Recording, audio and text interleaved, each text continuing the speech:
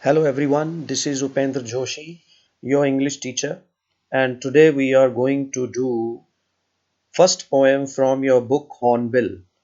The poem that we will do today is Photograph by Shirley Tolson. So let's get started. So this poem is about poet's sadness over her dead mother. Here the word is deceased. Deceased means dead. She looks at a photograph that is about mother's childhood sea holiday. So many other memories about the time spent with her mother flash across the poet's mind. So the photograph reminds her about her mother, and she realizes that her mother is no longer with her, and then she becomes very, very sad. So here is the poem. Kindly note down each frame has three sections.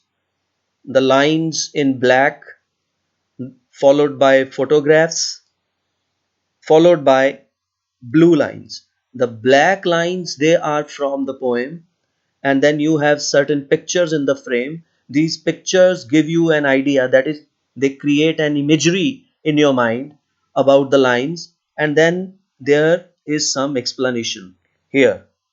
So let's start reading the poem.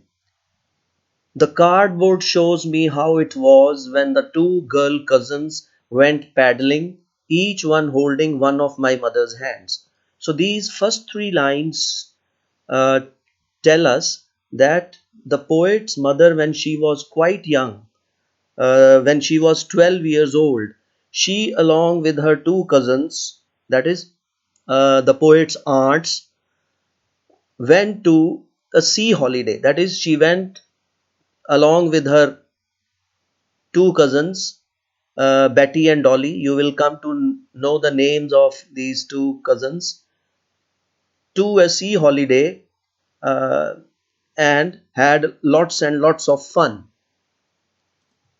So the word cardboard here means the photograph of the mother, right?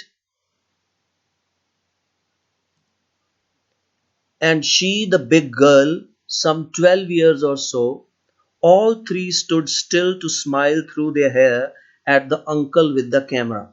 Now, kindly note down, they were not only the three girls who had gone to the sea holiday, uncle had also accompanied them. So, you see, the girl standing in the center was the poet's mother, right? And she was 12 years old at that time.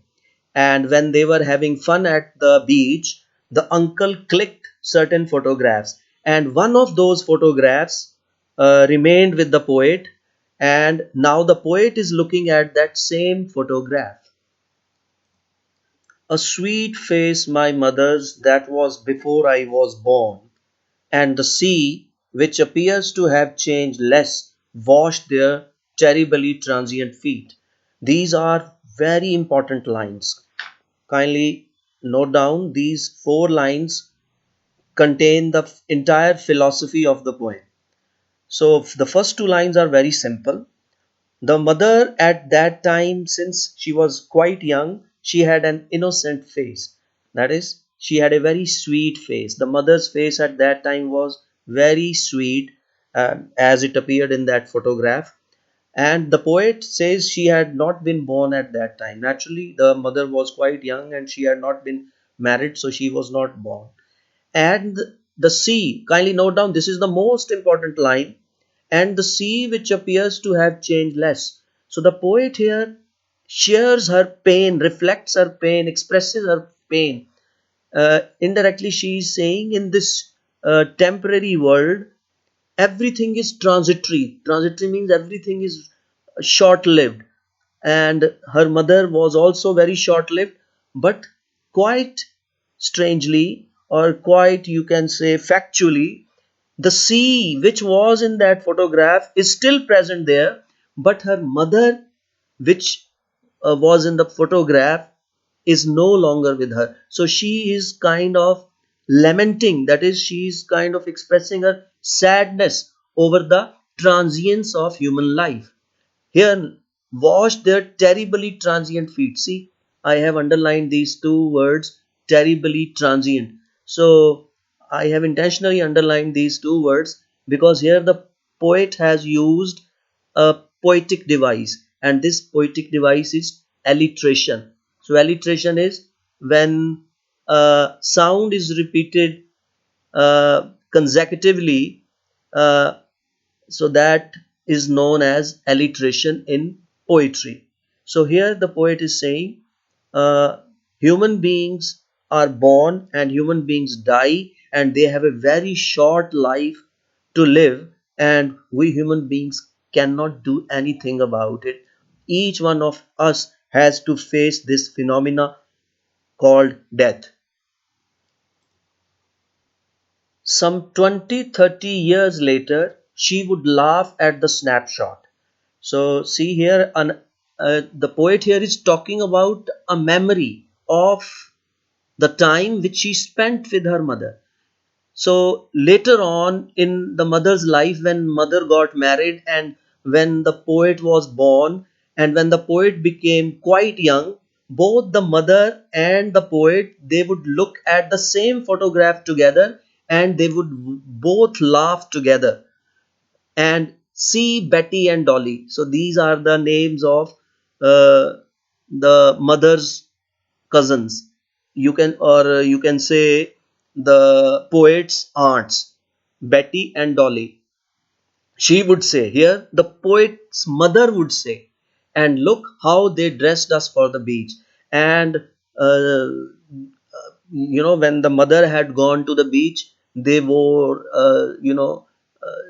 swimwear or the swimming suits. So she used to laugh at those dresses. When the mother became quite old, when the mother used to look at those photographs, or particularly that photograph which we are talking about in the poem, so the mother and the daughter would laugh together by looking at the photograph. The sea holiday was her past, mine is her laughter, both wry with the labored ease of loss. Now, kindly pay attention to these three lines. They are also very important. Here again, the poet is, telling us her views, her philosophy. So she says, the sea holiday was her past. That is, when both of them would look at the photograph, that moment was poet's mother's past. But mine is her laughter. Poet says, कि the laughter which I heard of her mother, that laughter has become the poet's past, right? And both rhyme with the labor deeds of loss. So here the poet says, look, uh, time always keeps on moving. We cannot stop time. So the good times spent, they become our past, and we can't do anything about it. We just have to, accept the reality, and the reality is time keeps on moving. Good times spent, they become our past, and we can't do anything about it. We cannot stop the flow of time. Now we are about to read the last four lines of the poem, which are very beautiful. Here the poet says, now she has been dead nearly as many years as that girl lived. So the poet says, her mother has been dead for quite some time. I think approximately 12 years the mother has been dead. And of this circumstance, there is nothing to say at all. And the poet says, I can't do or I can't say anything about this loss. Its silence silences. That is, the moment I think about my mother's past, the moment I think about my mother's death, I become silent. That is, nobody can do anything about death. We can't stop death. So it is a finality, it is an ultimate reality which all of us have to face, and we human beings can't do anything about it. So here again I have underlined these two words, silence silences. Here again it is alliteration, right? And with this we come to the conclusion of the poem, and thank you very much.